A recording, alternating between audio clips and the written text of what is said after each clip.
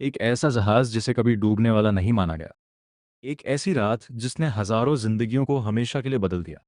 साल 1912 जब RMS Titanic अपनी पहली यात्रा पर निकला, लेकिन किसी को नहीं पता था कि यह सफर इतिहास की सबसे बड़ी त्रासदी बनने वाला है।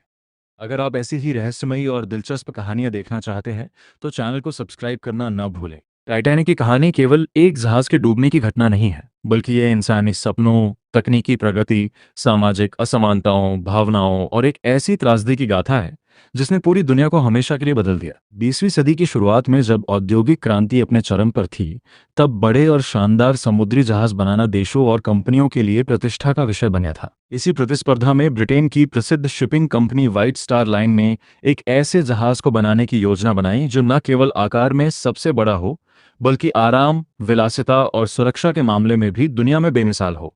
इस महत्वाकांक्षी परियोजना का नाम रखा गया आरएमएस टाइटैनिक। इस जहाज का निर्माण आयरलैंड के बेलफास्ट में स्थित हारलैंड एंड वुल्फ शिपयार्ड में शुरू हुआ। हजारों मजदूरों और इंजीनियरों ने कई सालों की मेहनत से इस जहाज को तैयार किया।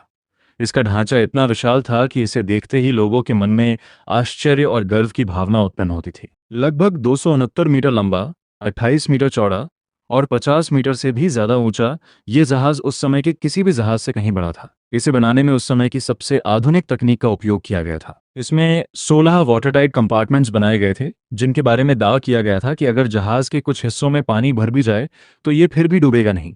इसी वजह से इसे अडूबने वाला जहाज कहा जाने लगा। टाइटैनिक के अंदर की दुनिया किसी शाही महल से कम नहीं थी। फर्स्ट क्लास के यात्रियों के लिए ये एक तैरता हुआ स्वर्ग था। भव्य सीढ़ियाँ, क्रिस्टल के झूमर, आलीशान कमरे, महंगे कालीन, शानदार restaurant, gym, swimming pool, library और यहाँ तक कि तुर्की स्नान, टर्किश बाथ जैसी सुविधाएं भी मौजूद थीं। सेकंड क्लास के यात्रियों को भी काफ़ी आरामदायक सुविधाएं दी गई थी, जो उस समय के कई अन्य जहाज़ों की फर्स्ट क्लास से बेहतर मानी जाती थी। वहीं थर्ड क्लास के यात्री, जो अधिकतर गरीब और नए जीवन की तलाश में अमेरिका जा रहे लोग थे, उनके लिए साधारण लेकिन सुरक्षित व्यवस्था की गई थी। यह जहाज समाज की 3 अलग अलग परतों का जीवंत चित्र भी था, जहां अमीरी और गरीबी का अंतर साफ दिखाई देता था। 10 अप्रैल 1912 को टाइटैनिक ने अपनी पहली और आखिरी यात्रा शुरू की। ये यात्रा इंग्लैंड के साउथहैम्पटन से न्यूयॉर्क तक की थी। रास्ते में इसने शेरबर्ग और क्वींसटाउन, आज का कोब, आयरलैंड से भी यात्रियों को अपने साथ लिया। जहाज पर कुल मिलाकर लगभग 2200 लोग सवार थे। इनमें दुनिया के कुछ सबसे अमीर लोग भी शामिल थे, जैसे जॉन जेकब एस्टर आइवी और बेंजामिन गुगनहाइम। साथ ही हजारों आम लोग भी थे जो अपने सपनों को पूरा करने के लिए अमेरिका जा रहे थे। यात्रा के शुरुआती 4 दिन बेहद शांतिपूर्ण और सुखद रहे। समुद्र शांत था, मौसम साफ था और जहाज अपनी पूरी रफ्तार से आगे बढ़ रहा था। लेकिन 14 अप्रैल 1912 की रात इतिहास की सबसे भयावह रातों में बदलने वाली थी। उस दिन जहाज को कई बार बर्फ के पहाड़ों के बारे में चेतावनी मिली थी, लेकिन इन चेतावनियों को गंभीरता से नहीं लिया गया। रात लगभग 11:40 जहाज के आगे तैनात निगरानी कर्मियों ने एक विशाल आइसबर्ग को देखा। तुरंत कप्तान को सूचना दी गई और जहाज को मोड़ने की कोशिश की गई, लेकिन दूरी बहुत कम थी और समय भी बहुत कम बचा था। कुछ ही सेकंड में टाइटैनिक उस आइसबर्ग से टकरा गया।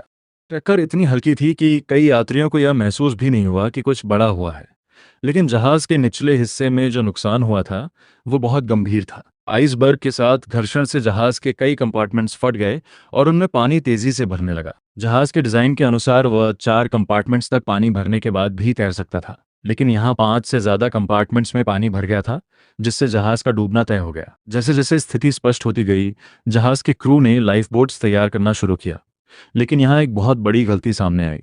जहाज पर मौजूद लाइफ बोट्स की संख्या सभी यात्रियों को बचाने के लिए पर्याप्त नहीं थी। उस समय के नियमों के अनुसार जहाज पर न्यूनतम संख्या में लाइफ बोट्स रखना जरूरी था और टाइटैनिक ने वही नियम पूरा किया था, लेकिन इतने बड़े जहाज के लिए यह संख्या बहुत कम थी।